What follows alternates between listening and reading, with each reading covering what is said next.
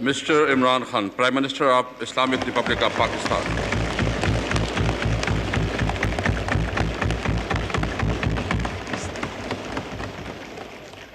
बिस्मिल्लाहिर्रहमानिर्रहीम इय्याका नअबुदु व इय्याका नस्तईन। जनाब स्पीकर, सबसे पहले तो मैं अभी जो लोकस्ट के ऊपर बात हुई है, मैं सिर्फ एक ब्रीफ सा कमेंट करता हूँ कि इसमें 31 जनवरी से हमने इसको एक इमरजेंसी डिक्लेयर किया हुआ है और तब से हमने पूरी एनडीएमए को पूरी इख्तियारात दिए हुए हैं कि कोई भी आप एक्सपेंस करना चाहते हैं लोकस के कंट्रोल के ऊपर, गवर्नमेंट उसमें कोई कोताही नहीं करेगी, क्योंकि ये पोटेंशली, जिस तरह अभी बात हुई, कि पोटेंशली ये इतना ख़तरनाक हो सकता है पाकिस्तान के लिए, जिसमें कई तो हम कदम उठा सकते हैं उसकी तरफ, उसको कम करने के लिए, और वो हम पूरी तरह कर रहे हैं। और अनफॉर्चुनेटली बीच में कोरोना आ गया और कोरोना की वजह से जो सप्लाईज आने थे इंग्लैंड से वो रुक गए। तो वो तो हम इंशाल्लाह पूरा जोर लगाएंगे, लेकिन मैं ये भी कह दूं आपको कि कई चीज़ें हमारे हाथ में नहीं हैं।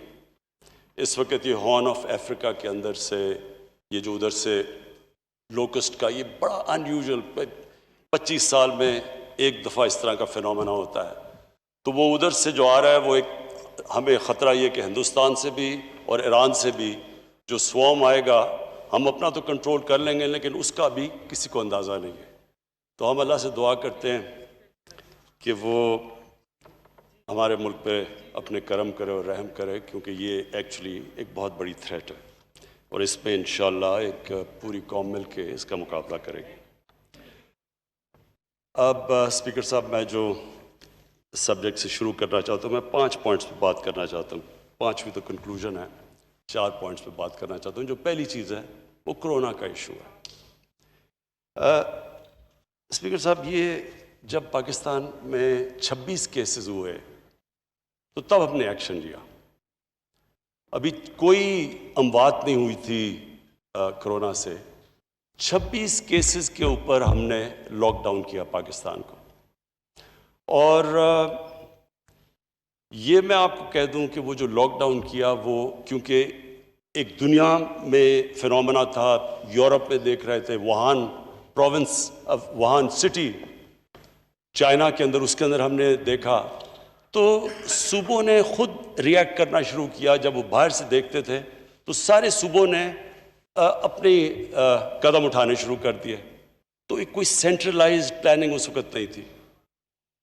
मेरा पहले दिन से और मेरी टीम का, मेरा पहले दिन से एक खदशा था कि ये एक ऐसा फिनोमेना है कि अगर हम वेस्टर्न यूरोप को कॉपी करें या वुहान को करें या बाद में जो अमेरिका में हो रहा था उसको करें, तो इसका पाकिस्तान और जो हमारा हिंदुस्तान का बर्रे सगीर है, हमारे सिचुएशन बहुत मुख्तलिफ था।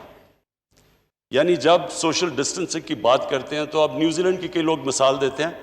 न्यूजीलैंड में तो वैसी सोशल डिस्टेंसिंग है, वहाँ तो जो डेंसिटी ऑफ उनकी आबादी है वो तो फैली हुई है, और फिर एक जजीरे हैं। पाकिस्तान के अंदर हाई डेंसिटी पॉपुलेशन, कच्ची आबादियाँ, गरीब बस्तियाँ, जिधर 8-8, 9-9 लोग कमरों में, छाबड़ी वाले, डेली वेजर्स, ये एक बहुत बड़ा तबका था। जब ये हुआ तो मैंने पहले दिन इसके ऊपर बात की कि हमारे पास तो एक ड्यूल प्रॉब्लम है। हम बिल्कुल मुख्तलिफ हैं बाकी मुल्कों से।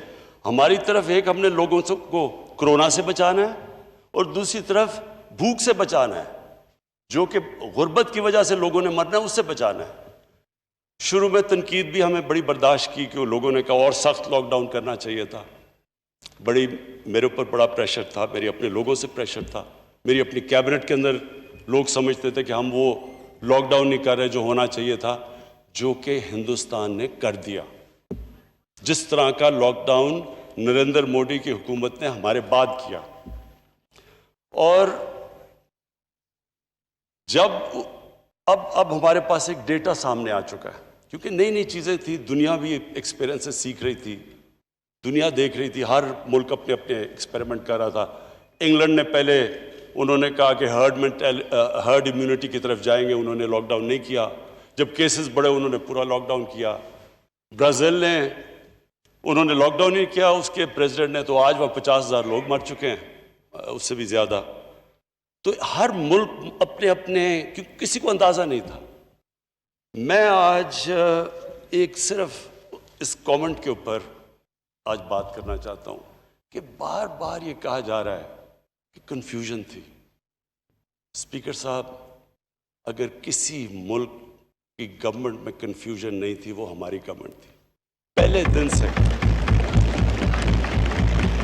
मैं आज अपने ऑपोजिशन मेंबर्स को कहता हूं, 13 मार्च को हमने लॉकडाउन किया। 13 मार्च से लेके आज तक मेरी एक स्टेटमेंट बता दें जिसमें तजाद हो। जो मैं 13 मार्च से कह रहा था, आपको टाइम मिलेगा प्लीज, मैं अभी आपको कहता हूं, मैं आपको चैलेंज करता हूं।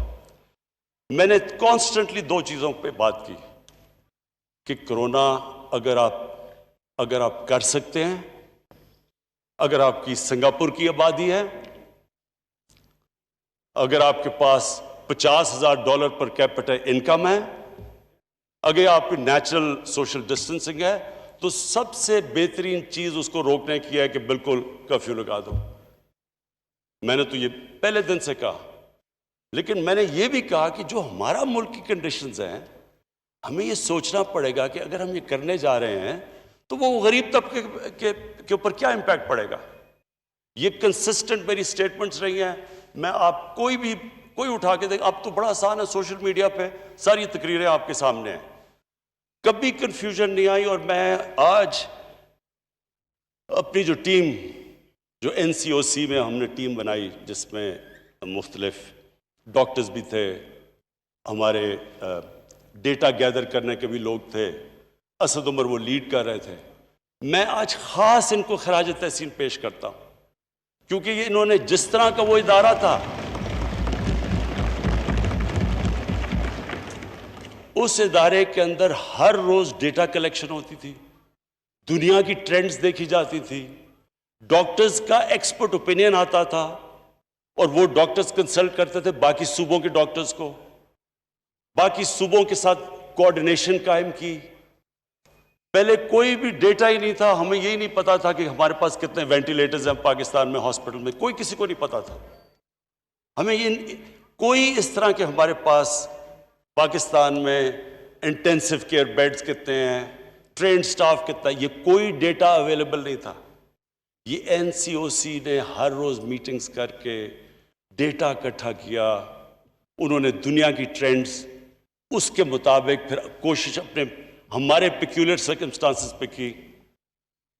स्पीकर साहब, उसकी वजह से मैं तो उनकी दाद देता हूं कि उसकी वजह से हमारी जो डिसीजन मेकिंग थी, हमारे फैसले थे, वो बिल्कुल उनके अंदर तजाद नहीं आया और हम कंसिस्टेंटली आगे बढ़े। अब वो देखे, 2 तरफ से तनकीद, एक तनकीद तो एक तरफ से हुई कि आपने पूरी तरह लॉकडाउन लगा देना है। हिंदुस्तान की जो आज रिपोर्ट्स सारी दुनिया के अंदर आ रही हैं, कल न्यूयॉर्क टाइम्स के अंदर आई है रिपोर्ट, जो तबाही हिंदुस्तान में कंप्लीट लॉकडाउन से जो हुई है, वहां फिगर्स हैं कि 34% लोग शदीद गुर्बत में पड़ गए हैं, गरीब कुचला गया है। लॉकडाउन लगाया, सोचा ही नहीं कि गरीब आदमी किधर जाएगा। हजारों लाखों लोग सड़कों के ऊपर निकले हुए बेचारे, बैग उठा के, ट्रांसपोर्ट बंद कर दी, सड़कों के ऊपर लोग मर गए। ये जो स्टडी आई है जो अब हिंदुस्तान की, कि उस लॉकडाउन जिस तरह का हमें कहा जा रहा था लगाओ, अब सबके सामने है कि उस लॉकडाउन का किस तरह का इंपैक्ट पड़ा, एक इंसानों के ऊपर गुर्बत पे, और दूसरा आज हिंदुस्तान की रेट देखें, आज वहां का जो कोरोना वायरस का जो स्प्रेड है वो पाकिस्तान से कम है, हमारे से ज्यादा तेजी से स्प्रेड कर रहा है। वहां भी मुश्किल है अस्पतालों में, मुंबई के अंदर, दिल्ली के अंदर लोग बाहर खड़े हुए हैं, अस्पताल भरे हुए हैं।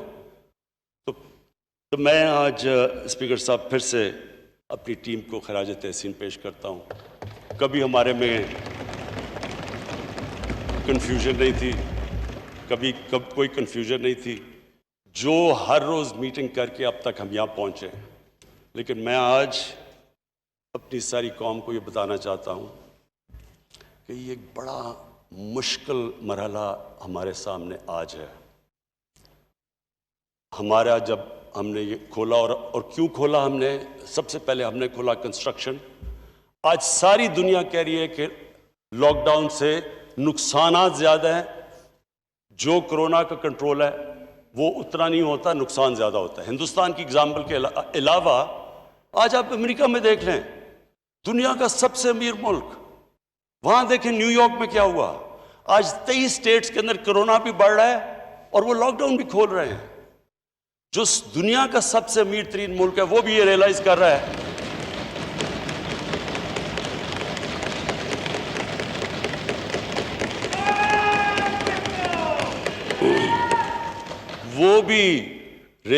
रहा है कि दुनिया की सबसे ताकतवर इकोनॉमी भी जब आप एक इकोनॉमी को बंद करते हैं वो भी बर्दाश्त नहीं कर सकती उसके असरात। तो हम वो थे जिन्होंने सबसे पहले बात स्मार्ट लॉकडाउन की कि सारा 22 करोड़ लोगों को बंद ना करो, स्मार्ट लॉकडाउन, हॉटस्पॉट्स देखो। ये सारी हमारी एनसीओसी का कमाल है कि वो उन्होंने पूरी स्टडी करके अपने मुल्क की कंडीशंस में जिस तरह हम चले। अब तक अल्लाह का करम हुआ है हमारे मुल्क पे कि आप हमारी आबादी देखें और जिस तरह हम इसमें से नेविगेट करके निकले हैं, अभी तक अल्लाह का बड़ा करम है। लेकिन जो अगला फेज़ है स्पीकर साहब, ये मुश्किल फेज़ है। ये मुश्किल इसलिए है कि हम पूरी कोशिश कर रहे हैं कि अवाम को समझ आए कि SOPs को फॉलो करना क्यों ज़रूरी है। जो भी एक फैक्ट्री खोलते हैं, ट्रांसपोर्ट करते हैं, जो भी आप अपनी कारोबार की आप एक्टिविटी जब खोलते हैं, और वो हमारे लिए ज़रूरी है क्योंकि हमने रोज़गार देना है लोगों को, वो इसलिए ज़रूरी है फॉलो करना कि जब क्लस्टर्स होते हैं हमें पता है ये बीमारी फैल जाती है, तेज़ी से फैलती है। और हमें ये भी पता है कि अगर ये एहतियात ना की गई तो हमारे हॉस्पिटल्स पे प्रेशर पड़ गया है, और अगर एहतियात ना की तो मज़ीद और पड़ने वाला है। इसलिए ये सारी इस असेंबली से जो भी अवाम देख रही है, जो भी हम सब यहाँ बैठे हैं, ये हम सब के ऊपर लाजम है कि हम ये अपनी तौर पे पब्लिक में लोगों को रियलाइज़ करें कि कितना ज़रूरी है हमें बचाना अपने बूढ़ों को, अपने बीमार लोगों को, ब्लड प्रेशर के लोगों को, जिनको डायबिटीज़ है। असल में तो जो स्मार्ट लॉकडाउन का मतलब ये है कि इनको प्रोटेक्ट किया जाए।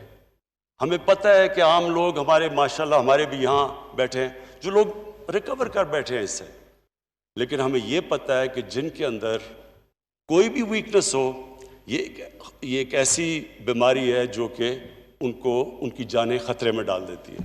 तो इसलिए मैं आज मैं ये भी जो रिश्तेदार हैं, जिन लोगों के आज ऑलमोस्ट 4000 लोग हमारे अमवात हो चुकी हैं इससे, हम उनके लिए दुआ भी करते हैं, हम अफसोस करते हैं, उनके लिए दुआ करते हैं जो कि इस बीमारी की वजह से गए हैं दुनिया से। लेकिन ये जो अगला स्टेप है ये क्रिटिकल इसलिए है कि हमारे पास अब 2 रास्ते हैं। अगर हम एहतियात कर गए तो इंशाअल्लाह जो हमारी फैसिलिटीज़ हैं वो इतनी हैं कि हमारा जो हेल्थ सिस्टम है वो कोप कर जाएगा। लेकिन अगर हमने बेएहतियाती की, और मुझे अफसोस से कहना पड़ता है, हम हर रोज़ रिपोर्ट आती है अब हमें NCOC में कि कौन से सूबे में, कौन से शहर में, कौन से एरियाज़ के अंदर एहतियात की जा रही है और कितनी की जा रही है, कितनी नहीं की जा रही।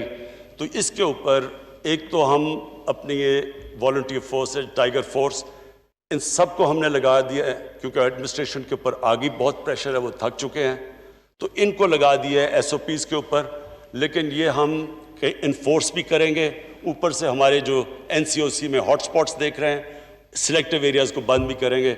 लेकिन मैं आज ये कह दूं कि ये अगर महीना हम एहतियात से गुजार बैठे तो हम इंशाअल्लाह इसके बुरे असरात से बच सकते हैं। एक और बात हुई जी कि कोरोना के पीछे हम छुप रहे हैं और अपनी जो हमारी कमज़ोरियां वो छुपा रहे हैं कोरोना के पीछे। मैं स्पीकर साहब सिर्फ फिगर देना चाहता हूं, आज ही आई है वो फिगर। आज IMF ने आज उनकी ऑफिशियली उन्होंने उनकी फिगर निकली है, दुनिया की इकोनॉमी को 12 ट्रिलियन डॉलर्स का नुकसान हो चुका है और जो इंडिविजुअल इकोनॉमीज हैं, इंग्लैंड की इकोनॉमी, उनका 20% उनकी इकोनॉमी नीचे गिर पड़ी है, नेगेटिव ग्रोथ रेट में चली गई है। सारी दुनिया ये कह रही है कि 100 साल के अंदर ये सबसे बड़ा इकोनॉमिक क्राइसिस आया है। हमें ये कहा जाता है कि जी अच्छा, इंग्लैंड के अंदर तो चले इकोनॉमिक क्राइसिस आ गया, उनके 40,000 लोग मर चुके हैं, लेकिन स्पीकर साहब इसका कोई ताल्लुक ही नहीं है कि कितनी अमवात हुई हैं। लॉकडाउन का तो सिर्फ जितनी देर आप लॉकडाउन करते हैं, इकोनॉमी बंद कर देते हैं, वो फर्क नहीं पड़ता कितनी अमवात हुई हैं। पॉइंट ये है कि उसका इकोनॉमी पे क्या फर्क पड़ता है। तो हमने जो 13 मार्च से इकोनॉमी बंद की अपनी, और शुक्र है हमने पहले खोलनी शुरू की जो कंस्ट्रक्शन, आप ये देख लें कि आज हिंदुस्तान में क्या हुआ है। सो पॉइंट मैं ये कह रहा हूं कि इससे ये कहना कि आपकी इकोनॉमी को फर्क ही नहीं पड़ा, यानी ये इस कहीं भी दुनिया के अंदर आप देखें, सारी दुनिया की इकोनॉमी में, यानी दुनिया रिसेशन में चली गई है। 12 ट्रिलियन डॉलर्स अगर दुनिया की इकोनॉमी को लॉस हुआ है, और अभी ये भी नहीं पता कि कितना और लॉस होना है। आज कोई भी प्रेडिक्ट नहीं कर सकता कि इसको रिकवर करने में कितनी देर लगेगी। आज कोई ये भी नहीं बता सकता कि कितनी इंडस्ट्रीज हमेशा के लिए बंद हो गई हैं जो रिवाइव ही नहीं अब हो सकती। सारी दुनिया का जो सर्विस सेक्टर है, टूरिज्म है, एयरलाइन सेक्टर है, सारी दुनिया के अंदर वो क्राइसिस पे चला गया है, क्योंकि ये लोगों को ये नहीं पता ये कब से फिर से चलेगा। तो ये जो कहना, मुझे अजीब लगा ये कहना कि जनाब हाँ आप छुप रहे हैं कोरोना के पीछे। मैं जी अब ये सेकंड पॉइंट पे आ रहा हूं। इकोनॉमी के ऊपर बहुत बातचीत हुई कि हमारी इकोनॉमी का पहले ही बहुत बुरा हाल था, हम फेल हो गए थे इकोनॉमी के अंदर। मैं आज स्पीकर साहब से पहले बैकग्राउंड थोड़ी सी दे दूं कि तहरीक इंसाफ की गवर्नमेंट को किस तरह की इकोनॉमी मिली थी। ये मैं आपको फिगर्स दे रहा हूं, ये सारी ऑथेंटिकेट आप कर सकते हैं कि क्या हमें तो ऐसे लग रहा है कि हमें कोई स्विट्जरलैंड की इकोनॉमी मिली थी। हम तो उसी में परफॉर्म करना है जो हमें मिली थी। हमें तो वहां से गेज करें कि क्या ये आपने 0.0 से शुरू किया था कि आप ऊपर गए या माइनसेस में गए। तो मैं आपके सामने सिर्फ स्टेटिस्टिक्स रख दूं, क्योंकि आपको खुद ही एक्सप्लेन कर देंगे कि इकोनॉमी मिली कैसे थी। सबसे बड़ा प्रॉब्लम 20 अरब डॉलर का करंट अकाउंट डेफिसिट था। मैं आम लोगों को जो देख रहे होंगे, मैं समझाना चाहता हूं, कोई शायद करंट अकाउंट डेफिसिट को सही तरह ना समझ सके। दुनिया जब किसी इकोनॉमी को देखती है कि क्या इसकी सेहत अच्छी है या बुरी है, वो सिर्फ एक फिगर देखती है। सबसे पहली जो फिगर देखती है वो देखती है कि क्या एक मुल्क के अंदर डॉलर ज्यादा आ रहे हैं या मुल्क से बाहर डॉलर ज्यादा जा रहे हैं। अगर आपके मुल्क के अंदर ये करंट अकाउंट डेफिसिट हो तो इसका मतलब कि आपकी इकोनॉमी बीमार है।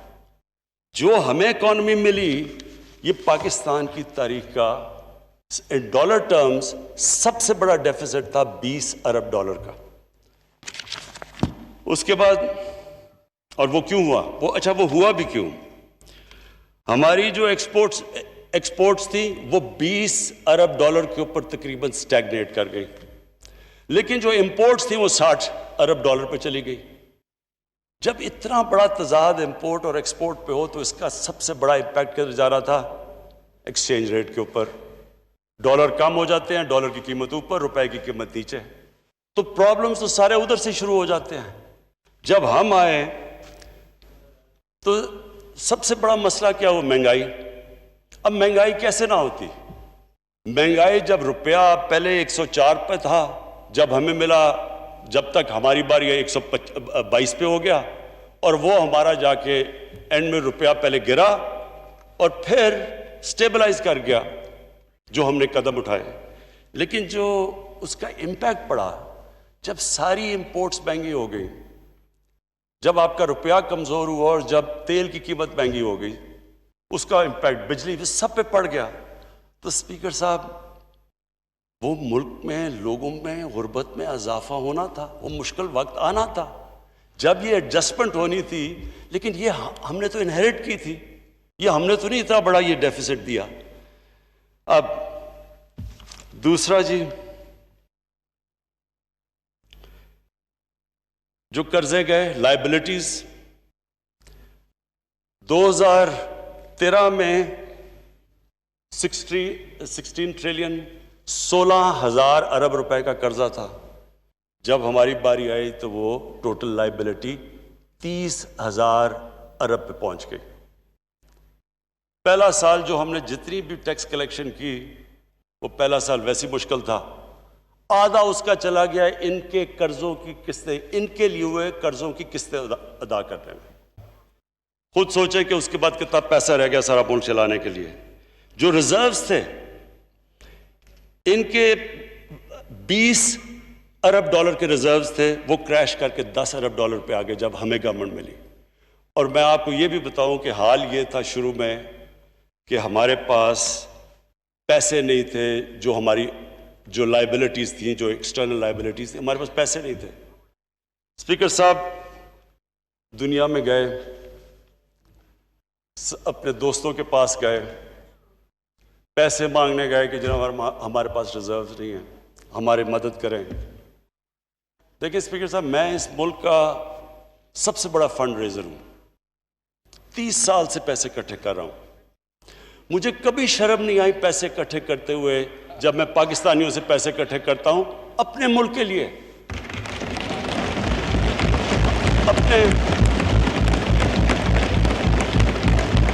अपने अस्पतालों के लिए, यूनिवर्सिटी जिसमें गरीब बच्चे पढ़ सकते हैं, मुझे कोई शर्म नहीं आती।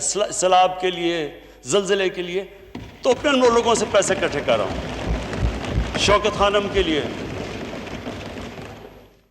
लेकिन स्पीकर साहब, जो मुझे शर्म आई जब हम दूसरे लोगों से जाके अपने मुल्क के लिए पैसे मांगे। मेरे साथ लोग, मेरे साथ टीम थी, शाहजी मेरे साथ थे, असद मेरे साथ था। देखिए, आप जो मर्जी कर लें, आपका जितना मर्जी वो खैर ख्वाह हो, दोस्त भी हो, लेकिन जब आप हाथ फैलाते हैं ना किसी के सामने, उसकी आंखों में एक लुक आती है। और वो सिर्फ मेरे लिए शर्म की बात नहीं, मेरे मुल्क के लिए है कि मैं मुल्क जब जाके किसी से पैसे मांगता है, और वो हम क्यों मांग रहे थे, हमारे पास पैसे नहीं थे, हम डिफॉल्ट करने के स्टेज पे आए हुए थे, तो हम 3 महीने तो लगे हुए, कभी एक मुल्क में जा रहे हैं, कभी दूसरे मुल्क में पैसे मांगने के लिए। और स्पीकर साहब, ये हमारी वजह से नहीं था, ये हमारे मुल्क की बदकिस्मती कि हमारे जो इस मुल्क में लीडरशिप थी। अब मैं आपको ज़रा मिसाल देता हूं कि एक तरफ तो ये हमारा हाल था कि पैसे मांग रहे थे, ज़रा मैं आपको सिर्फ बताना चाहता हूं कि क्या ये जो एक जो मुल्क का प्राइम मिनिस्टर होता है, वो मुल्क के बाप की तरह होता है, कौम उसके बच्चे होते हैं। मैं सिंपल सवाल आपसे पूछता हूं कि क्या अगर मेरे बच्चे भूखे हैं, अगर मैं बच्चों को सही इलाज नहीं करवा सकता, तो क्या मैं एक बादशाह की तरह रहूंगा और बच्चे मेरे भूखे रहेंगे? क्या मैं अपने खर्चे नहीं कट करूंगा? मैं सिर्फ आपको ये इसलिए बता रहा हूं कि ये माइंड सेट रिफ्लेक्ट करता है। स्पीकर साहब, मैं वॉशिंगटन गया, टोटल पैसा जो मैंने खर्च किया $67,180। ये मेरा सारा ट्रिप का था। ठहर जाए एक मिनट पहले, नवाज शरीफ ने वही ट्रिप की वॉशिंगटन की, $549,000।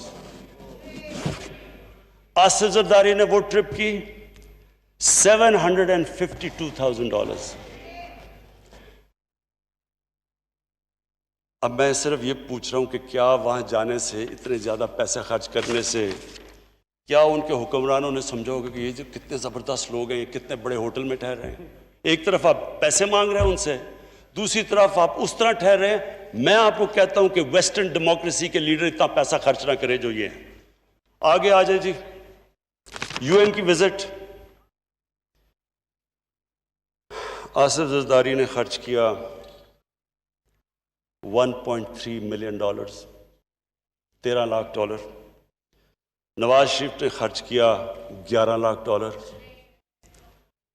शाहिद खाकान अब्बासी ने किया $7 लाख। वही ट्रिप मैंने $162,000 पे की, $1,62,000। 10 गुना ज्यादा फर्क। डेवोस गए, डेवोस में जनाब गिलानी साहब गए तो उन्होंने $460,000 पे की। नवाज शरीफ ने $762,000 पे की। शाहिद खाकान अब्बासी ने $561,000 पे की और मैंने की $68,000 पे। मैं सिर्फ, स्पीकर साहब, मैं आपके लिए सिर्फ ये इसलिए कह रहा हूं, मैं सिर्फ आपके लिए कह रहा हूं, मैं आज ये सिर्फ पूछना चाहता हूं कि क्या जब आप एक मकरूज मुल्क, जो मैं आपको बता रहा हूं, कर्जे ले रहे हैं, और मैं आप फिर से कहता हूं, जब शर्म आती है, क्यों मुझे अपने लिए तो लहदा, जो मेरी कौम, वो क्या समझते होंगे हमारी कौम को। और आपको यकीन दिलाऊं कि सभी दुनिया को, सारी दुनिया को पता होता है कि किस मुल्क का क्या हाल है। आज तो आप अपने मोबाइल फोन पे बता देंगे कौन से मुल्क के कितने कर्जे हैं, क्या उसकी स्टेट है, कितने उसकी करंट अकाउंट डेफिसिट की। तो एक तरफ हम कर्जे लेते जा रहे थे, हमारी 10 सालों में लायबिलिटीज गई 6,000 अरब से 30,000 अरब पे। लेकिन जो लोग ऊपर बैठे हुए थे, क्या उनको नहीं पता था कि ये मुल्क, एक एक डॉलर इंपॉर्टेंट होता है? क्योंकि आप एक मुल्क के अंदर कल्चर बनाते हैं, आप लोगों को बताते हैं कि हमें फिक्र है। जब मैं फिक्र करता हूं तो मुझे उम्मीद होती है कि बाकी भी सारे मुझे देखते हैं। मैंने अगर अपना ये जो स्टाफ था मेरा प्राइम मिनिस्टर हाउस का, 534 काम करने वाले थे, वो आधे कर दिए, पैसा हमने कम कर दिए, और स्पीकर साहब भी और भी कम हो सकते हैं। लेकिन वो स्टाफ आजकल के ज़माने में उनको बेरोज़गार नहीं करना चाहते थे, हम और भी कम कर सकते हैं। हर जगह जब कि कहीं भी दुनिया में जब एक ऑस्टेरिटी, एक मुल्क मुश्किल में आता है, तो एक फिर हुक्मरानों अपनी एग्जाम्पल से लीड करते हैं। वो ये नहीं करते कि खुद पैसे और लोगों को कहे कि वो पैसे ना खर्च करें। आगे आ जाए जी, स्टेट बैंक की बोरोइंग जो हमें मिला 6 ट्रिलियन रुपया खर्च किया, 6,000 अरब रुपया सुप्रीम कोर्ट से लिया, जो हमने ख़त्म कर दिया, हमने कोई बोरिंग नहीं की।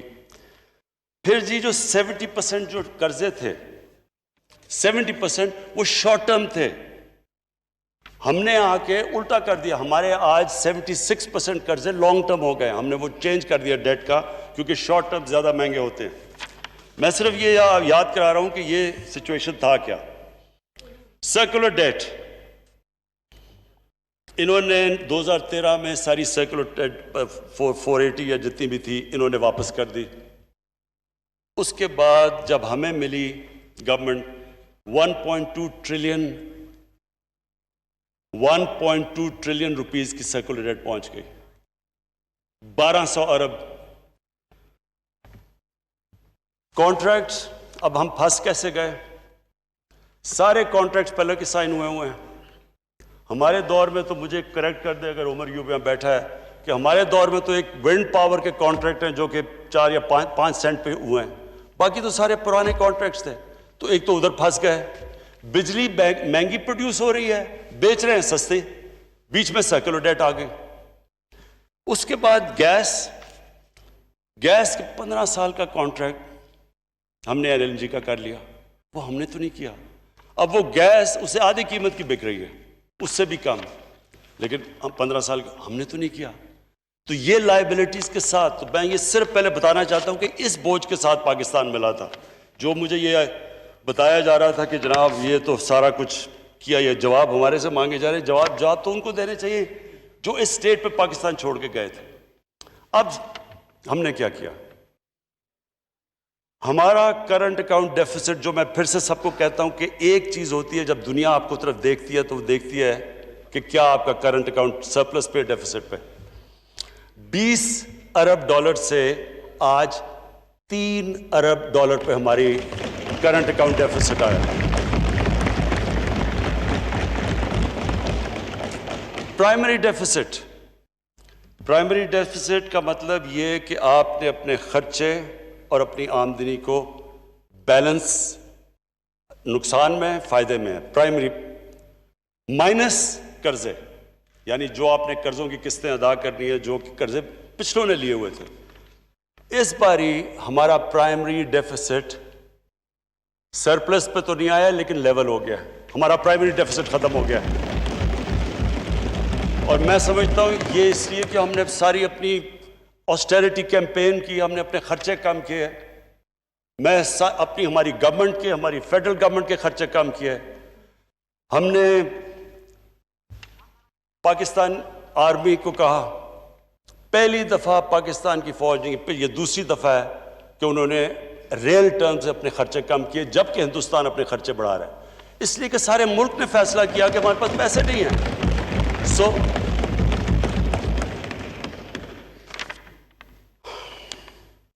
उसके बाद जी जो चीज़ मुझे ख़ास खुशी है जो हमने की वो ये कि हमने जो गरीबों के लिए, जो आम लोगों के लिए, जो हमारा एहसास प्रोग्राम, जो पाकिस्तान की तारीख का सबसे बड़ा प्रोग्राम है, आम लोगों को गुर्बत से निकालने का, पॉवर्टी एलिविएशन का, उसको इस पूरे वक्त में, जबकि कोविड के जो आखिरी ये जो क्वार्टर था हमारी क्रैश कर गई, जिस तरह सारी दुनिया में रेवेन्यूज क्रैश के जब हमारे कर गए, तो उसके हमने 208 अरब, बल्कि कम नहीं किया, एहसास प्रोग्राम का हमने उसकी ज़्यादा बढ़ा दिया। टैक्स पे आ जाए जी, पिछले 3 साल में सबसे ज़्यादा टैक्स इकट्ठा हुआ 17% पे। कोविड से पहले जब ये कोरोना वायरस की लॉकडाउन नहीं हुआ तो हमारा 17% हमारा टैक्स की ग्रोथ थी। हमारा नॉन टैक्स रेवेन्यू 33% बढ़ा। हमारी फॉरेन डायरेक्ट इन्वेस्टमेंट 1 अरब डॉलर से गई 2.1 अरब डॉलर पर डबल हुई फॉरेन डायरेक्ट इन्वेस्टमेंट। हमारी रेमिटेंसेस में 3% इजाफा हुआ। हमारी एक्सपोर्ट्स मार्च के अंदर, जो जब ये कोविड से पहले जो हमारी एक्सपोर्ट्स थी, वो पिछले 10 साल में सबसे तेजी से ऑन अ मंथ बेसिस हमारी एक्सपोर्ट्स बढ़ रही थी। और हमारी जो रेटिंग थी, जो कि दुनिया की रेटिंग एजेंसीज रेट करती है मुल्क को, हमारी B3 पॉजिटिव चली गई, यानी कि दुनिया रिकग्नाइज करना शुरू होगी कि इकोनॉमी हमारी इंप्रूव कर गई है। और अब तक हम 5,000 अरब रुपए कर्जे वापस कर चुके, जो कर्जे पिछली हुकूमतों ने लिए।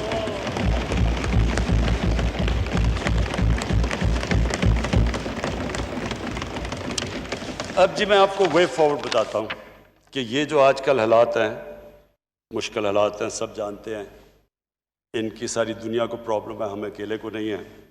तो ये जो अब हालात हैं, इसके अंदर अब हम क्या प्रपोज कर रहे हैं? मैं अभी भी ये कहता हूं कि इसकी पूरी तरह इम्पैक्ट सारी दुनिया के अंदर फील हो रहा है, क्योंकि जो सबसे ज़्यादा इम्पैक्ट पड़ा है वो सर्विस इंडस्ट्री पे पड़ा है। होटल्स पे, रेस्टोरेंट्स पे, टूरिज़म पे।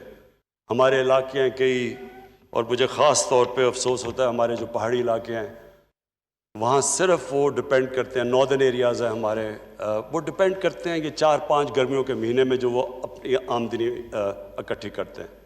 तो इस वक्त जो सबसे बुरी तरह ये बहुत बड़ा एक इलाका मुतासर हुआ है, इसके साथ हमारी कोशिश तो है कि हम किसी तरह SOPs के साथ थोड़ी टूरिज़म खोलें, लेकिन हर वक्त प्रेशर पड़ा हुआ है कि एक तरफ हमें फ़िक्र है कि वो करते हैं तो कोरोना ऊपर ना चली जाए, दूसरी तरफ लोगों की जानें बचाएं, लोग भूखे ना मर जाएं। तो ये सबसे, तो अभी हम कोई प्रेडिक्ट नहीं कर सकते कि इसका इतना कितना फॉल आउट आएगा। तो हम इसके लिए वैसे मैं कहना चाहता हूँ कि पूरी तरह हम तैयार बैठे हैं।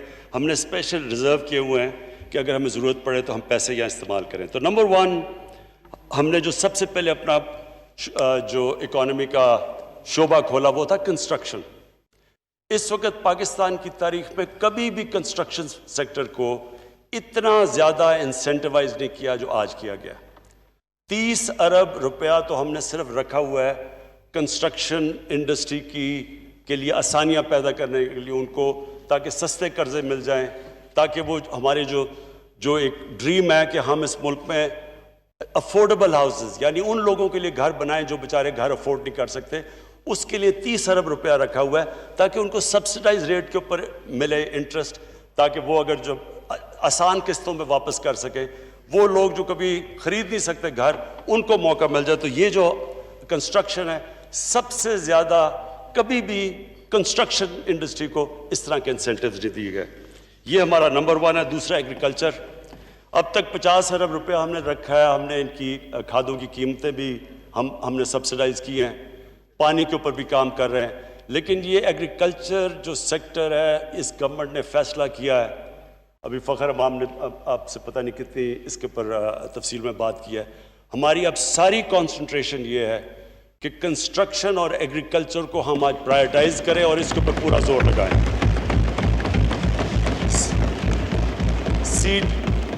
सीड डेवलपमेंट के अंदर क्योंकि हम पीछे रह गए हैं बहुत, और इसमें हम चाइना की पूरी मदद दे रहे हैं। मैं आपको कहना चाहता हूँ कि चाइना से मुसलसल हमारी कोशिश है कि उनसे टेक्नोलॉजी ट्रांसफ़र करवाई जाए एग्रीकल्चर सेक्टर के ऊपर। हमने जो अपना PSDP है, इस मुश्किल हालात में भी हमने अपना PSDP को कम नहीं किया और हमने अपने नॉन डेवलपमेंट एक्सपेंडिचर के ऊपर कट्स डाले हैं। लेकिन PSDP इसलिए नहीं हमने कम किया क्योंकि हम चाहते हैं कि इससे इकॉनमी हमारी चलनी शुरू हो और लोगों को रोज़गार मिले। हमारा जी जो तीसरा इंडस्ट्री के अंदर जब तक हम अपनी एक्सपोर्ट्स नहीं बढ़ाते, हम इसी क्राइसिस के अंदर जो अब तक फंसे हैं, ये करंट अकाउंट डेफिसिट में फंसे रहेंगे। तो हम इंडस्ट्री के लिए हज़ारों रॉ मटेरियल हैं जो कि आपको बता देंगे कि जिनके ऊपर से हमने बिल्कुल ड्यूटी उठा ली है ताकि हमारा कॉस्ट ऑफ डूइंग बिजनेस कम हो, ताकि हमारी इंडस्ट्री रिवाइव हो। क्योंकि आपको पता है पाकिस्तान डी इंडस्ट्रियलाइज हो रहा था, एक्सपोर्ट स्टैग्नेट की हुई थी, और एक्सपोर्ट्स के बगैर देखिए ना, ये बड़ी अच्छी बात करते हैं कि जी ग्रोथ रेट आपकी नीचे आ गई, क्या आप एक 5% पे ग्रोथ रेट थी। अगर आपकी ग्रोथ रेट 5% पे है और आपका रिकॉर्ड करंट अकाउंट डेफिसिट है, आपकी इंपोर्ट 60 अरब की हैं और एक्सपोर्ट्स 20 अरब की हैं, तो वो तो मुल्क वो सस्टेनेबल ही नहीं है, वो तो जाना ही जाना उसने क्राइसिस में है। जो भी दुनिया आगे निकली है वो तो सिर्फ निकली एक्सपोर्ट लेड ग्रोथ के ऊपर है। आज चाइना की स्ट्रेंथ क्या एक्सपोर्ट्स हैं, साउथ कोरिया, जो भी टाइगर आगे बना था एशियन टाइगर, उसकी सबसे बड़ी प्रायोरिटी थी एक्सपोर्ट्स। तो एक्सपोर्ट्स के ऊपर जब तक कि आप इंसेंटिवाइज नहीं करेंगे अपनी इंडस्ट्री को, तो वो compete नहीं कर सकती। तो हम उनके रॉ मटेरियल्स के ऊपर भी हमने ये जो किया, मेरे ख्याल में ये बहुत बड़ा इंसेंटिव है। और फिर चौथी चीज़, मैं ये जो अपना एहसास प्रोग्राम है, ये हमारा सबसे इम्पोर्टेंट प्रोग्राम है, क्योंकि स्पीकर साहब, कभी भी कोई मुल्क आगे आज तक दुनिया में ऊपर गया ही नहीं जिधर एक छोटा सा तबका अमीर होता जाए और अवाम उधर की उधर रहे, गरीब रहे। ये जो हमारा मुल्क में अमीर और गरीब के अंदर फ़र्क बढ़ता जा रहा है, ये सबसे बड़ी इम्पेडिमेंट है इस मुल्क के आगे बढ़ने से, ये हमें रोक रहा है आगे बढ़ने से। तो ये जो हमारा एहसास प्रोग्राम है, ये मल्टी फैसेटेड है। एक तो कैश हैंड आउट्स, ये जो हमने बड़े मुश्किल वक्त पे जो बचाया है लोगों को, ये जो कैश दिया है 144 अरब रुपया, ये जो ये रिकॉर्ड टाइम के अंदर इतना ज़्यादा पैसा, इतने ज़्यादा 1 करोड़ 20 लाख ख़ानदान को इतने थोड़े टाइम पे इतना ज़्यादा पैसा और शफाफियत से। कोई आज नहीं कह सकता कि किसी ने पॉलिटिकल बेसिस पे ये पैसे बांटे। और ये इंशाल्लाह 100, और ये हम इसको आगे भी एक्सपेंड कर रहे हैं, और इसको 1 करोड़ 60 लाख खानदानों तक हम ये लेके जा रहे हैं। जो स्पीकर साहब, जो दूसरी चीज़ जिसके ऊपर मुझे ख़ास मैं समझता हूँ कि ये जो मेरी और हमारी पार्टी की हमेशा ये जो हमारी विज़न है कि इसने जाना है एक फलाई रियासत की तरफ। तो फलाई रियासत के ऊपर जो पहला हमने कदम उठाया था मुश्किल हालात में, जिस तरह मैंने बताया इकॉनमी मिली, पनागाह। अब तक हम 200 पनागाह बना चुके हैं और हमारा प्रोग्राम है कि ये हर जिधर भी लेबर सेंटर्स है, जिधर भी मजदूर जाता है, जिधर भी डेली वेजर आता है, उसके लिए हम ये पनागाह बनाते जाएं ताकि उसके पैसे बचे। वो जब पनागाह में ठहरता है तो उसको खाना मिलता है, वहाँ उसको कोई रेंट नहीं करना पड़ता, सड़क पे नहीं सोता, वो नहाता है वहाँ। तो ये हम पनागाह, हमारा पूरा प्लान है कि ये सारे पाकिस्तान में एक्सपैंड करना है और ये वो विज़न है एक फलाई रियासत की तरफ, जिसका मुझे ख़ास तौर पे ये पनागाह के अंदर जब मैं अपनी पार्टी के लोगों को भी कहता हूँ कि जाके देखें मज़दूरों से बात करें, पता तो चलवाएं कि आपको पता चले कि आम आदमी कई दफ़ा किन मुश्किलात का सामना करना पड़ता है। और उससे ज़्यादा जी जो मैं समझता हूँ कि जो हमारा इंसाफ कार्ड है, 1 करोड़ ख़ानदानों को इंसाफ कार्ड हम पहुँचा रहे हैं। केपी की गवर्नमेंट ने फैसला किया कि वो सारा निचले तबके को एहसास कार्ड और सारा जो फाटा का इलाका है उन सबको एहसास कार्ड, जिसमें 7 लाख, पहले 7,20,000 था तो वो 10 लाख पे है। 10 लाख का मतलब ये कि जी एक गरीब ख़ानदान जो सबसे ज़्यादा तकलीफ़ में घर होता है जब किसी को बीमारी हो जाए, और अब ये कोविड की वजह से जो हम कहानियाँ सुनते हैं बहुत मुश्किल में गुजरते हैं, तो वो जो एक गरीब घराने के अंदर जब उनका बजट पहले से कम होता है, पहले से वो मुश्किल से अब पैसे कमा रहे होते हैं अपने बच्चों को पालने के लिए, खाना देने के लिए, एक बीमारी होती है वो सारा ख़ानदान चला जाता है गुर्बत के नीचे, क्योंकि वो सब कुछ बेच देते हैं। ये सबसे बड़ी प्रोटेक्शन है कि गरीब घराने के पास पैसे हों, वो जाके अपना इलाज करवा सके, और ये इंशाल्लाह हम सारा कवरेज सारे पाकिस्तान में करेंगे। फिर जी मुझे बड़ा इस चीज़ पे फ़ख्र है कि हमारी पूरी कोशिश हुई है कि एक पाकिस्तान में जो हमारी डेवलपमेंट हो, वो कई इलाके पीछे रह गए हैं, डेवलपमेंट थोड़े से इलाकों में चली जाती है और हमारा फाटा पीछे रह गया, हमारे बलूचिस्तान के इलाके पीछे रह गए। तो मैं आज ये जो मुझे इस बजट के अंदर सबसे ज़्यादा खुशी ये है कि इसके बावजूद कि हमारे पास पैसे कम इकट्ठे हुए, फाटा को इंशाल्लाह हम पूरी एलोकेशन दे रहे हैं और हम बलूचिस्तान को रिकॉर्ड मिल रहा है PSDP के अंदर, कभी इतना पैसा नहीं मिला। मैं आज इधर से ये ज़रूर कहूँगा स्पीकर साहब के मैं रिक्वेस्ट करूँगा, 4 सूबों ने अपनी ज़बान दी थी कि जब फाटा मर्जर होगा तो वो अपने NFC वार्ड से 3% देंगे फाटा को, क्योंकि वो फाटा के अंदर जो तबाही हुई वॉर ऑन टेरर की वजह से, तो उनके बड़े बुरे हालात थे, तो उनकी रीडेवलपमेंट के अंदर उन्होंने पैसे देने। मैं आज रिक्वेस्ट करूँगा सारे सूबों को कि अब आपने ज़बान दी हुई है ये पूरी करें, क्योंकि उस इलाके में ख़ास ज़रूरत है और ख़तरा है जो मैं अब बात करूँगा अगले मेरा जो सब्जेक्ट है वो ये कि इस वक्त हिंदुस्तान पूरी कोशिश कर रहा है पाकिस्तान के अंदर डिस्टेबलाइजेशन की।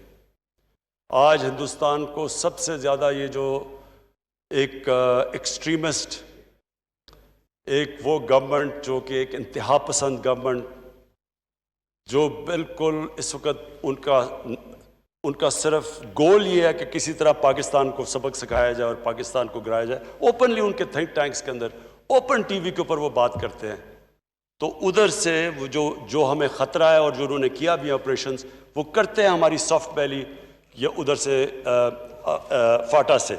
इसलिए बहुत ज़रूरी है कि हम इसकी डेवलपमेंट करें और मैं सूबों से फिर आपसे रिक्वेस्ट करूँगा कि ये आपने प्लेज किया हुआ था, ये हमारी गवर्नमेंट आने से पहले, तो आपका जब ज़बान दी थी इसके ऊपर पूरी तरह अमल किया जाए। मैं जी वे फॉरवर्ड की जो मेरी और सिर्फ मैं ख़त्म करता हूँ इस चीज़ के ऊपर, एजुकेशन के ऊपर। मैं आज अपने एजुकेशन मिनिस्टर शफकत महमूद को खराज तहसीन पेश करता हूँ। अभी मैं बताया नहीं क्यों, मैं इसलिए खराज तहसीन पेश करता हूँ कि इन्होंने वो दो काम किए हैं जो मुझे अफसोस से कहना पड़ता है कि कभी किसी ने इसकी तरफ तवज्जो नहीं दिया थी, तो उनकी पॉलिटिकल विल नहीं थी। नंबर वन, कि पाकिस्तान के अंदर ये जो थ्री टियर सिस्टम चल रहा है, जो एजुकेशन अपार्टहाइड है, अमीर के लिए इंग्लिश मीडियम, उर्दू मीडियम और फिर दीनी मदरसे, 3 डिफरेंट कल्चर्स एक मुल्क के अंदर आ रहे हैं। इंग्लिश मीडियम को वो उर्दू मीडियम कहता है बगर क्राउड, उनका कोई उनका कनेक्शन नहीं है। दीनी मदरसे कुछ और सोचते हैं उनकी। सो ये पहली दफ़ा हुआ कि पहली चीज़, एक कोर एजुकेशन सिलेबस इंशाल्लाह मार्च 2021 में सारे पाकिस्तान में लागू हो जाएगा।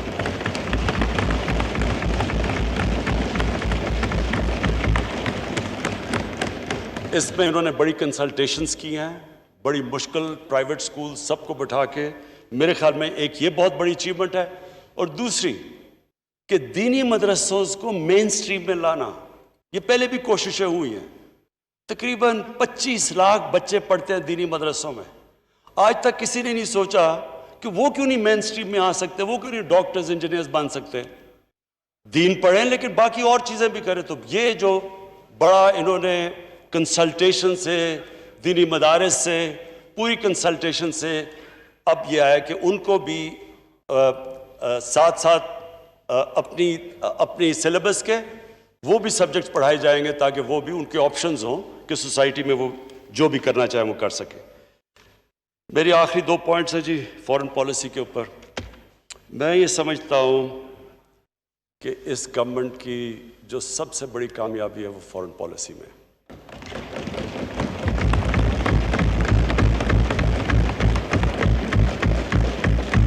स्पीकर साहब, पहले तो मैं अमेरिका के साथ अपनी ताल्लुकात के ऊपर बात कर दूं। अमेरिका से जिस तरह हमने वॉर ऑन टेरर में उनका साथ दिया और जो ज़िल्लत उठानी पड़ी मेरे मुल्क को, मैं नहीं समझता कि कभी भी कोई मुल्क एक वॉर ऑन टेरर में साथ दे और उनका साथ दे और वो बुरा भला भी हमें कहें, कामयाब अफगानिस्तान में ना हो तो वो भी पाकिस्तान जिम्मेदार है ओपनली। मुझे कभी नहीं भूलता एक हमारे पाकिस्तानियों के लिए बड़े 2 शर्मिंदा वाक़यात जिसमें हम सब बड़े शर्मिंदा हुए। एक हुआ जी, उसामा बिन लादेन को इन्होंने अमेरिकन ने आके एबटाबाद में मार दिया, शहीद कर दिया। उसके बाद क्या हुआ? सारी दुनिया ने हमें गालियां निकाली, बुरा हमें कहा, हमें बुरा भला कहा। यानी हमारा एलाए हमारे मुल्क में आके मार रहा है किसी को और हमें नहीं बता रहा, और 70,000 पाकिस्तानी मर चुके हैं उनकी जंग के लिए। यानी इससे ज्यादा जिल्लत सारी जिधर पाकिस्तानी बाहर थे, आप जिधर पाकिस्तानी बाहर थे आप देखें जो उनके ऊपर गुजरी उस वक्त। मुझे अभी भी याद है, ये 2010 की बात है। उसके बाद क्या हुआ? ड्रोन अटैक्स हो रहे हैं पाकिस्तान में। पाकिस्तानी गवर्नमेंट कहती है हम कुछ नहीं कर रहे या हम मजम्मत कर रहे हैं। सेनेटर कार्ल लेवन, ये यहां अखबारों के अंदर फ्रंट पेज में आया। सेनेटर कार्ल लेवन सेनेट की open committee, foreign relations committee की हेयरिंग के ऊपर कहता है, एडमिरल मलन से पूछता है कि जी आप ये क्यों ये पाकिस्तानियों को ये क्यों आप ड्रोन अटैक्स करते हैं जब पाकिस्तानी गवर्नमेंट ऑब्जेक्ट करती है, जब मजम्मत करती है, आप क्यों कर रहे हैं? एडमिरल मलन कहता हम पाकिस्तान की गवर्नमेंट की इजाजत से ड्रोन अटैक्स कर रहे हैं। वो आगे से क्या कहता? मैं ये जो कहता हूं कि जो हमने ये 10 सालों में जिल्लत, ये जो सारा वॉर ऑन टेरर के अंदर, कि हमें ये नहीं पता था कि हम उनके एलाए हैं या उनके दुश्मन हैं। वो आगे से कहता कि ये पाकिस्तानी गवर्नमेंट क्यों अपने लोगों से झूठ बोलती है, क्यों नहीं सच बोलती उनके साथ, क्यों ये डबल फेस्ड है। देखें, कौम को आखिर में तो कौम ये पढ़ रही थी, बाहर पाकिस्तानी। आपको मैं बताऊं, हमारा बहुत बड़ा असासा, मैं समझता हूं इस मुल्क के बहुत बड़ा टैलेंट बाहर बैठा हुआ है। कम से कम 80-90 लाख पाकिस्तानी बाहर हैं, उसमें मजदूर हैं, मेहनत कश हैं, लेकिन कई प्रोफेशनल्स हैं, पढ़े लिखे लोग हैं। तो वो जो वहां उनको फेस करना पड़ा इससे। स्पीकर साहब, जब से हमारी हुकूमत आई है, आज हमारी अमेरिका से रिलेशनशिप, जो हमारी कंसिस्टेंटली फॉरेन पॉलिसी थी, जो हमारी पॉलिसी थी कि हम अमेरिका की जंग में शिरकत नहीं करेंगे, हम सिर्फ पीस टॉक्स में, हम अमन में शिरकत करेंगे, हम जंग में शिरकत नहीं करेंगे।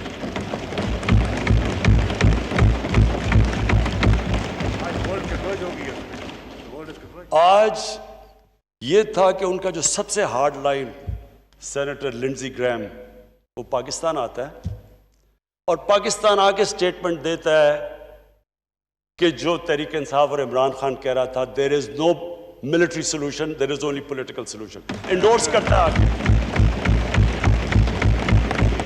आज हमारी उनसे रिलेशनशिप, कोई उसके अंदर कोई आज नहीं हमें कहता कोई दोगलापन है, कोई हम डिसीव कर रहे हैं, हम कोई किसी की जंग नहीं लड़ रहे। एक रिलेशनशिप ट्रस्ट के ऊपर है।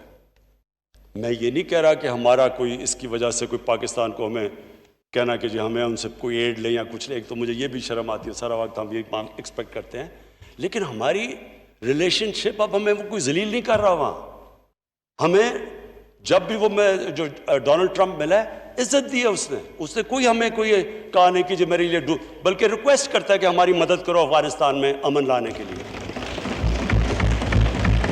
और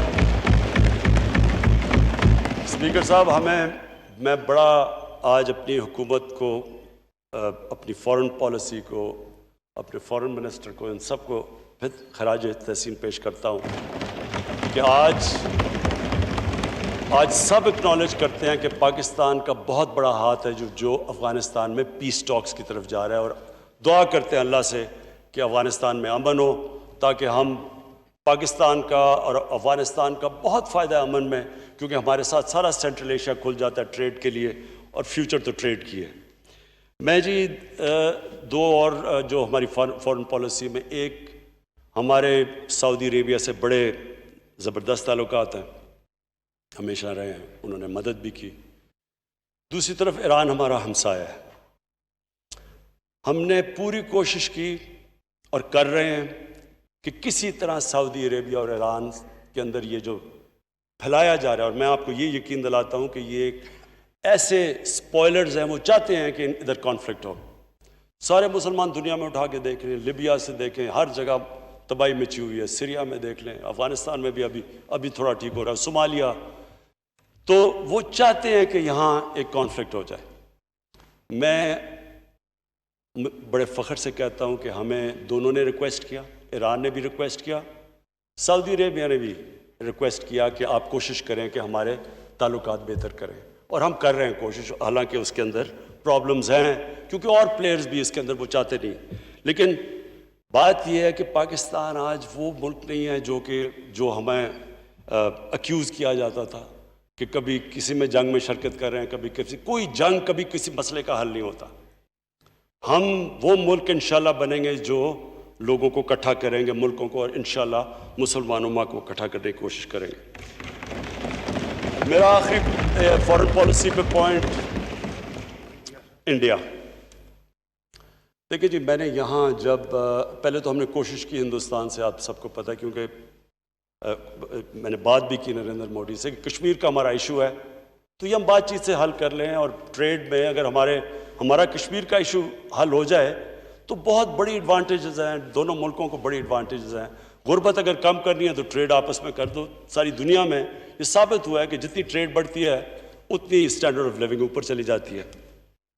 हमें शुरू में समझ भी ना आए कि ये रिलक्टेंस बड़ी वहाँ थी और एक तकब्बर भी था वहाँ। उसके बाद उनके इलेक्शंस आ गए, तो हमने सोचा चले इलेक्शंस के लिए बड़ी, वो पुलवामा हो गया, आपको याद है, फिर इलेक्शंस हो गए, तो हमने सोचा कि इलेक्शंस से पहले इसने बड़ा टफ स्टांस लिया हुआ है, क्योंकि अपना हिंदू नेशनलिस्ट ये जो इसका एजेंडा है उनको खुश करने के लिए, उनको जोड़ने के लिए साथ कर रहा है। तो हम तब इंतज़ार किया हमने, लेकिन जैसे ही इनका इलेक्शन हुआ तो वो और ही तरफ उनकी एरोगेंस चली गई।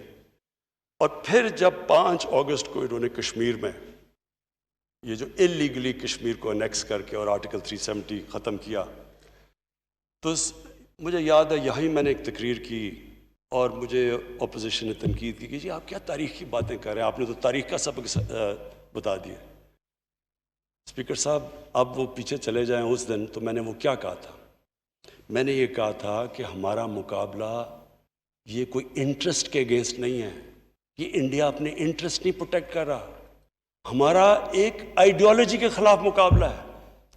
ये एक हिंदुत्वता, एक हिंदू सुप्रीमेसिस्ट, एक फैशिस्ट, एक नाज़ी इंस्पायर्ड आइडियोलॉजी का मुकाबला है। वो पाकिस्तान को समझते नहीं है कि ये कोई मुल्क जो जिससे कोई उनके ताल्लुकात अच्छे होने चाहिए। वो हमें एक उस स्टेट उधर दबा के रखना चाहते हैं जो इस वक्त हिंदुस्तान में मुसलमान दबाया हुआ उन्होंने। तो स्पीकर साहब, मैंने तो ये तब भी ये कहा कि इसके बड़े सीरियस रिपरकशंस हैं, क्योंकि ये जो जिस तरफ आप जा रहे हैं, और आपने देखा होगा कि अब उन्होंने कई जगह पे पाकिस्तान के कश्मीर को, अपने आज़ाद कश्मीर को अंदर शामिल किया हुआ है, क्योंकि इनकी सोच कुछ और है।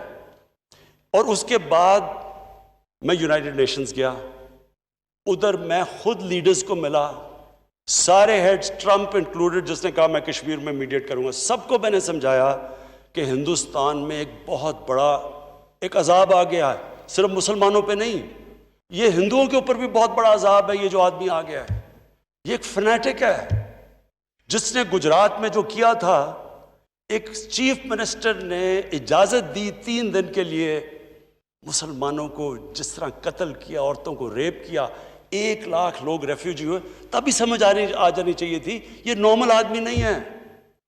और मैंने पूरी कोशिश की, मैं गया जो अमेरिका का जो सबसे बड़ा एक जो अखबार है न्यूयॉर्क टाइम्स, जो कि ओपिनियन मेकिंग अखबार है, उसके सारे एडिटोरियल बोर्ड को मैंने समझाया, चेक करें कि ये आरएसएस की क्या कनेक्शंस थी नाज़ीज़ के साथ, हिटलर के साथ, ये कैसे एडमायर करते थे। उन्होंने खुद तहकीकात की। आज आप देखें, ये 5 अगस्त से आज तक ले लें, कभी इंटरनेशनल मीडिया और अमेरिकन मीडिया में कभी भी हिंदुस्तान को वो क्रिटिसिज्म नहीं हुई, वो जो उन्होंने कश्मीर के लिए नहीं बोले जो आज वो बोल रहे हैं। कभी भी हिंदुस्तान को इंटरनेशनल मीडिया में वो कॉन्डेमनेशन नहीं है जो आज मिल रही है। कभी पाकिस्तान को आज बांग्लादेश के बनने के बाद ये पहली दफ़ा है कि पाकिस्तान को बाहर बेहतर मीडिया मिलता है बनिस्बत हिंदुस्तान के। 1965 के बाद यूनाइटेड नेशंस की सिक्योरिटी काउंसिल में 2 दफ़ा ये इशू उठाया गया। उससे पहले कभी एक डेड इशू था, और ये हमारी बहुत बड़ी कामयाबी थी स्पीकर साहब कि खुद वहाँ मीडिया से इंटरेक्ट किया। जब मैं न्यूयॉर्क था, यूनाइटेड नेशंस की सिक्योरिटी काउंसिल में मैंने ये उठाया, ये कश्मीर का, समझाया लोगों को आरएसएस का। और उससे आज आप देखें कि सारे जितने भी जो इस्टेब्लिश्ड वेस्टर्न अखबार हैं, सब के अंदर इनको जो अब जो ये आरएसएस को कहा जाता है कि जो कैसे उन्होंने तबाही मचा रही है, सेकुलरिज्म की ख़त्म वगैरह वगैरह, तो ये एक हमारा बहुत बड़ा क्रेडिट था। लेकिन मुझे सिर्फ अफसोस से ये कहना पड़ता है कि जब वो यूएन से हम वो पूरा अमेरिका का टूर से वापस आए और हमारा काम था कि अब इसको और आगे लेके जाते, तो यहाँ एक ड्रामा शुरू हो गया कि जनाब वो गवर्नमेंट जा रही है, कंटेनर आ गया, सब आ गए, वो सारा 1 महीने के लिए जो पीक जाना चाहिए था कश्मीर इशू का, अनफॉर्चुनेटली वो नीचे चला गया। लेकिन मैं आपको ये कहना चाहता हूँ कि ये कश्मीर इशू आज दुनिया के अंदर उधर पहुँच गया है। ख़ास तौर पे नरेंद्र मोदी ने फिर वो हरकतें की, वो जो उसने 2 लेजिस्लेशन पास की ख़ास तौर पे मुसलमानों को करने के लिए। और फिर जब ट्रंप आया तो ट्रंप के दौरान जो प्रोग्राम हुआ, जो उन्होंने मुसलमानों का कत्लेआम किया, तो ये दुनिया में अब इशू बन चुका है। अब हमारा काम है, हम इस पूरा प्लान कर रहे हैं कि इस इशू को हम आगे लेके जाएं। कश्मीर इशू एक ऐसा है जी कि मेरी जो अपनी समझ है, हो सकता है मैं गलत हूँ, मेरे ख्याल में ये पॉइंट ऑफ नो रिटर्न पे पहुंच गया। हिंदुस्तान जो 8 लाख फौज वहाँ रख के उनको दबाने की कोशिश कर रहा है, ये अनसस्टेनेबल है। और उसने किया क्या है कि कश्मीरियों को बिल्कुल एलिनेट कर दिया है। अब कोई भी लीडरशिप जो प्रो इंडिया होगी वो कश्मीर में चल ही नहीं सकती। बंदूक के जोर पे वो कितना चले जाएंगे, 80 लाख लोगों को इस तरह दबा के, ये अनसस्टेनेबल है। और मेरे ख्याल में कि ये इंशाल्लाह ये कोविड के बाद ये जब ये ख़त्म होती है तो ये अब रुक नहीं सकती मूवमेंट। मैं आखिर में जी मैं आखिर अपनी कंक्लूड करता हूँ तकरीर। स्पीकर साहब, कोई भी कौम एक विजन के बगैर नहीं चलती। वो सेइंग है कि nations without a vision die. इस मुल्क की एक विजन है, ये किसी विजन के लिए मुल्क बना था। ये आप फाउंडिंग फादर्स की सबकी स्टेटमेंट्स पढ़ लें तो वो सारों ने एक इस्लामी फलाई रियासत, और जब इस्लामी फलाई रियासत की बात करते हैं तो वो हमेशा 1500 साल की तारीख में मुसलमान मदीना की रियासत की तरफ देखता है। मेरी और मेरी पार्टी की वो है विजन कि हमने पाकिस्तान को मदीना की रियासत के असूलों पे खड़ा करना है। अब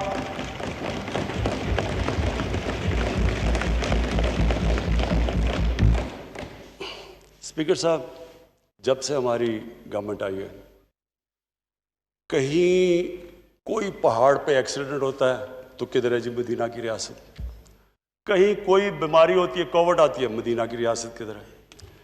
देखिए जी, लोगों को पता ही नहीं है। मैं ज़रा थोड़ा सा 5 मिनट लेके बताना चाहता हूँ कि मदीना की रियासत क्या थी। और मैं ये चाहता हूँ कि हमारे सारे बच्चों को, अल्लाह ईमान किसी को देता है वो एक अल्लाह की, सिर्फ अल्लाह के पास है।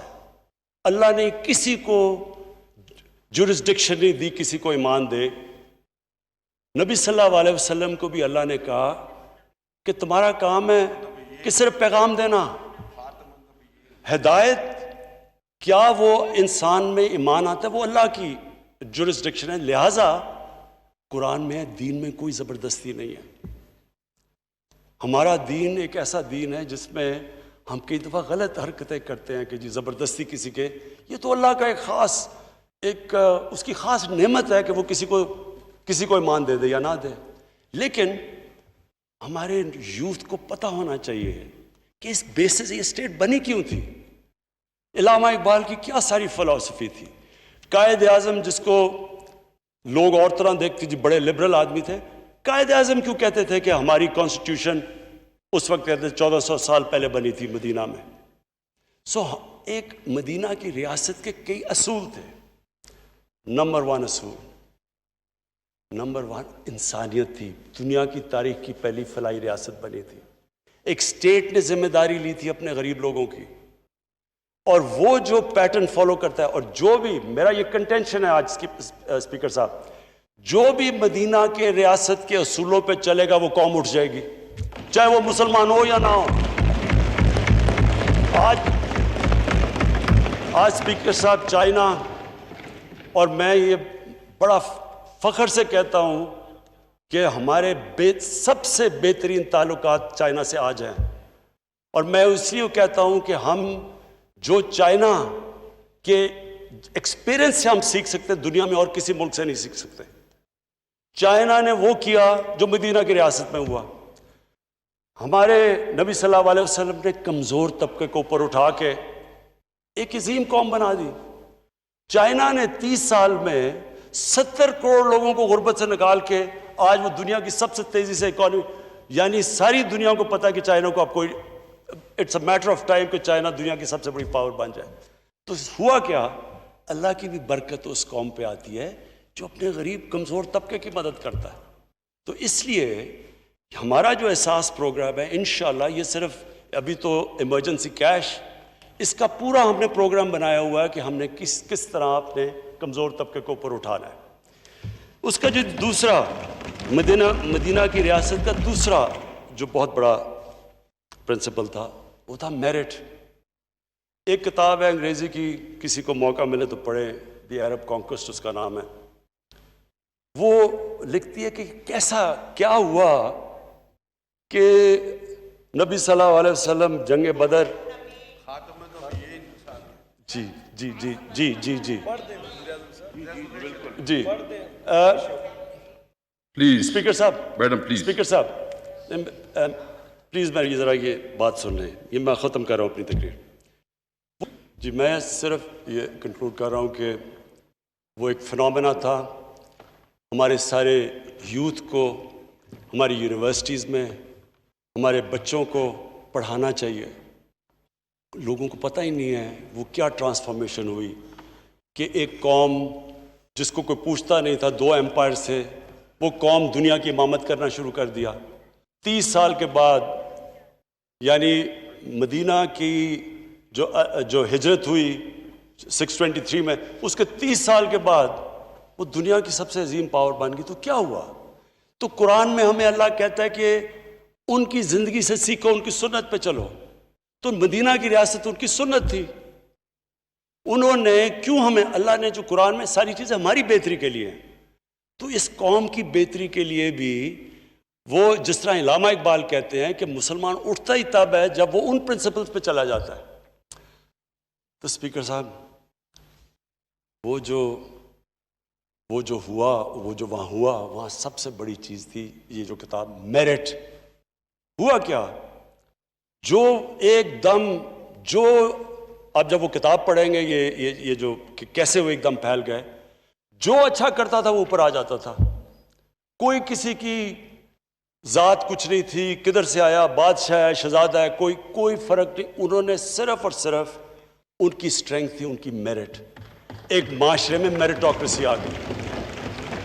आज स्पीकर साहब, आज अगर आप स्टडी करें कि क्या वजह है कि ये मुसलमान पीछे रह गए और मगरब आगे चला गया, उसकी सबसे बड़ी वजह थी बादशाहत। बादशाहत के अंदर मेरिट नहीं था, बादशाहत के अंदर खून की वजह से लोगों को मिलता था। तो जब मुगल, पहले 6 मुगल बादशाह 185 साल उन्होंने हुकूमत की, एक से एक बेहतर था। लेकिन औरंगजेब के बाद 6 ने 185 साल हुकूमत की, औरंगजेब के बाद 13 सालों में अगले 6 ने हुकूमत की, क्योंकि किसी में कैपेबिलिटी नहीं थी। और बाद शहजादों में किसी में कैपेबिलिटी नहीं थी। उसके बाद एग्जैक्टली वही हुआ ऑटोमन एम्पायर के साथ, उस्मानिया सल्तनत। सुलेमान के बाद, उसके बाद कौन आया? उसने जो असल, जिस शहजादे ने आना था, जिसको ट्रेन किया हुआ था, जो कैपेबल था, उसको साजिश करके मरवा के, तो एक बीवी ने अपना बेटा ले आई जो सुलेमान की फेवरेट थी। उसके बाद उनकी डिक्लाइन शुरू हो गई। सो डेमोक्रेसी क्यों प्रिवेल की? जितनी डेमोक्रेसी में मेरिट होती है उतनी डेमोक्रेसी आगे चली जाती है। इलेक्शन में डेमोक्रेसी नहीं है, डेमोक्रेसी में मेरिट होती है और डेमोक्रेसी में अकाउंटेबिलिटी होती है लीडरशिप की। उसकी वजह से डेमोक्रेसी बादशाह को पीछे छोड़ गई। आज चाइना आगे निकल गया है। आज चाइना का ये है कि आज उनकी जो मेरिट का सिस्टम है, आज आप उनकी फॉलो करें, कम्युनिस्ट पार्टी, ये जो 2 आए हैं उनके, प्रेसिडेंट ली और जो प्रीमियर ली और प्रेसिडेंट, 40 साल इन्होंने गांव से उठ के ऊपर आए हैं। इनकी इतनी, इनका तजर्बा, आप हैरान हो जाएंगे कि किस तरह उनका सिस्टम इनको ऊपर लेके आया। और जो अगली चीज़ कि क्यों माशरे आगे चले जाते हैं, मदीना की रियासत में सबसे बड़ी चीज़ क्या थी मेरिट के अलावा? रूल ऑफ लॉ, कानून की बालादस्ती। आज तक कोई दुनिया का माशरा कानून की बालादस्ती के बगैर ऊपर नहीं जा सका। 2 खलीफा वक्त खड़े हुए जाके काजी के सामने, हजरत अली रजी अल्लाह ताला, उनका मुकाम इस्लाम की तारीख में क्या होगा? वो एक यहूदी से केस हार जाते हैं, क्योंकि कानून, रूल ऑफ लॉ था, कोई कानून के ऊपर नहीं था। हजरत उमर, एक आम आदमी पूछता उनसे कि बताएं आपने ये कपड़े किधर से लिए? जो हुक्मरान थे वो अकाउंटेबल थे, जवाबदेह थे। आज अगर आप दुनिया को देखें, स्टडी करें आज दुनिया को, जो गरीब मुल्क है, जिधर गुर्बत है, वह रूल ऑफ लॉ नहीं है।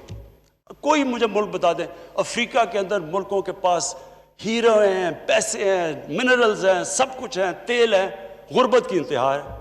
जब स्टडी करेंगे वो रूल ऑफ लॉ नहीं है।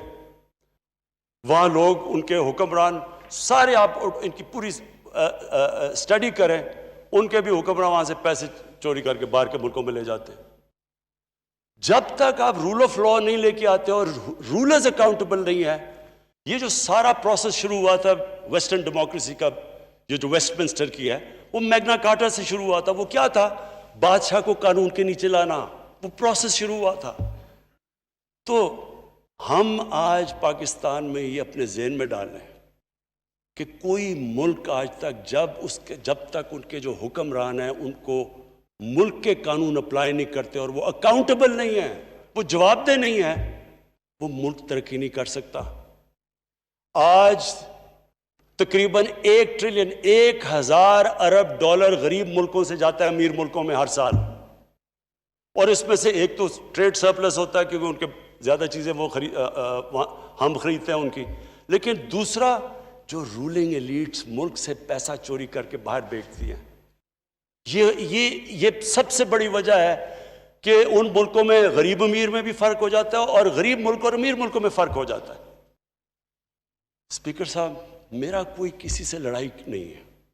मैं पहले दिन से जब यहां आया हूं, तकरीर नहीं करने दी मुझे, जब मैं बात करता हूं शोर मचता है, गलत बातें करती हैं, मेरी किसी से कोई लड़ाई है? मुझे इन सबको जो भी ये समझता है कि ये मैं किसी से लड़ाई की वजह से या कोई मैं अपने दुश्मनियां किसी से हैं, मेरी कोई किसी से दुश्मनी नहीं है। मैं आज आपके सामने कह रहा हूं कि अगर पाकिस्तान के अंदर, हमारे मुल्क में अगर सही माने में अकाउंटेबिलिटी प्रोसेस ना चला, हम किसी सूरत इतना पैसा नहीं इकट्ठा कर सकते अपने बच्चों को तालीम देने के लिए, सेहत, उनके इलाज करने के लिए, अस्पताल ठीक करने के लिए। हम आगे बढ़ ही नहीं सकते, और ना हम क्या, कोई मुल्क नहीं बढ़ा। अब स्विट्जरलैंड के पास क्या है, न्यूजीलैंड के पास क्या है? उनके पास तो कुछ भी नहीं है। पाकिस्तान के पास जो मिनरल वेल्थ पे हम बैठे हुए हैं, हमारे पास जो रिजर्व्स हैं, आपको पता है पाकिस्तान नंबर 5 पे मुल्क में है जिसमें 3-4 मेन जेमस्टोन्स होते हैं। 3 उसमें से 5th बिगेस्ट रिजर्व्स हैं 3 जेमस्टोन्स के पाकिस्तान में। गरीब तरीन मुल्क है, वो चोरी होके बाहर जा रहे हैं, कोई मुल्क को फायदा ही नहीं हो रहा। हमारे पास ये जो रेको डेक का, ये क्या हुआ है? करप्शन की वजह से ये सारा फंसा हुआ है। जिधर हर पाकिस्तान को पैसा और फॉरेन एक्सचेंज आना चाहिए था, नहीं आ रहा। वो कारके का वो हुआ सारा, वो करप्शन की वजह से 190 अरब रुपए का हमारे अगेंस्ट डैमेजेस हो गए। मैं तो शुक्र करता हूं प्रेसिडेंट अर्दोगान का कि उन्होंने बीच में पढ़ के हमें वो माफ करवाया, नहीं तो हमें 190 अरब और पड़ जाना था। और पीछे सब के पीछे जाएंगे तो जब आप एक मुल्क की जब एलीट करप्शन पे लगी हुई है, वो आप कैसे समझते हैं वो मुल्क तरक्की करेगा? हम जब आप किसी के ऊपर केस होता है, वो कहते हैं जी पॉलिटिकल विक्टिमाइजेशन है। मुझे ये बताएं कि मेरे ऊपर पॉलिटिकल विक्टिमाइजेशन नहीं थी जब इन्होंने मेरे ऊपर 2002 का फ्लैट डिक्लेयर हुआ, मुझे इन्होंने सुप्रीम कोर्ट में 6 केसेस कर दिए। मेरे इलेक्शन कमीशन के अंदर मुझे सुप्रीम कोर्ट में 2 केसेस किए। क्या मैंने कहा कि कभी मैंने कहा विक्टिमाइजेशन है? मैं जवाब देता, मैं जब वो फ्लैट लिया था, मैं सारी दुनिया जानती है मैं इंटरनेशनल क्रिकेटर था, मैं तो जवाब दे ही नहीं था, मेरे पास तो कोई पब्लिक ऑफिस नहीं था। उसके बावजूद 10 महीने में स्पीकर साहब जो मेरे से सुप्रीम कोर्ट ने जवाब मांगे मैंने दिए। 40-40 साल पुराने कॉन्ट्रैक्ट दिए, मॉर्गेजेस दिखाए, किधर से पैसा आया, मॉर्गेज में कितना गया, कब वो मॉर्गेज दिया, फ्लैट कब बिका, बीवी से जो पैसे लिए हुए थे यहां जमीन लेने के लिए। आपको पता है सुप्रीम कोर्ट ने मेरे से पूछा कि जनाब आप बताएं, साबित करें कि आपने बीवी को पैसे वापस किए थे। वो बीवी ने ईमेल दे रही है कि हाँ इसने पैसे वापस किए थे। उन्होंने कहा नहीं, सबूत दो। ये कभी हुआ ही नहीं है ऐसे कि वो बीवी कह रही है पैसे, वो कहते नहीं। बैंक स्टेटमेंट्स निकाल के दी 15 साल पुरानी, जो मेरा ट्रांजैक्शन बीवी के साथ था, मनी ट्रेल दी, सारा जो पैसा वहां से हलाल की कमाई का बाहर से पाकिस्तान लेके आया, उसकी मनी ट्रेल दी। स्पीकर साहब, कोई मैंने कमाल नहीं किया। ये हर उस मुल्क में जिसमें जेन्युइन डेमोक्रेसी है, वहां एक लीडर को जवाब देना पड़ता